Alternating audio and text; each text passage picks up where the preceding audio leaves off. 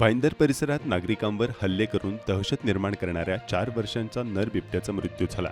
डिसेंबर महिन्यात जेरबंद केल्यानंतर या बिबट्याला नैसर्गिक अधिवासात असलेल्या येऊरच्या जंगलात सोडण्यात आले होते. मात्र येऊर वनक्षेत्रातील नागला परिसरात त्याचा मृतदेह आढळून आल्याने एकच खळबळ उडाली आहे. बिबट्याच्या मृत्यूचे नेमके कारण अद्याप स्पष्ट झाले नाही.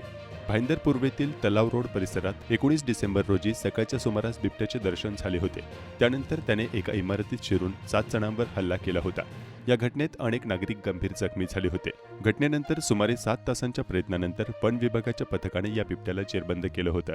जेरबंदीनंतर वैद्यकीय तपासणी करून बिबट्याला येऊरच्या जंगलात सोडण्यात आले होते. मात्र सॅटेलाइट कॉलरद्वारे बिबट्याची प्रकृती चिंताजनक असल्याचा संदेश वन विभागाला मिळाल्यानंतर पथकाने घटनास्थळी धाव घेतली. पाहणी दरम्यान नागला परिसरात बिबट्याचा मृतदेह आढळून आला.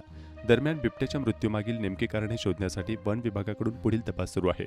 शवविच्छेदन अहवालानंतरच मृत्यूबाबत स्पष्ट माहिती समोर येणार असल्याचं वन विभागाकडून सांगण्यात आलं आहे.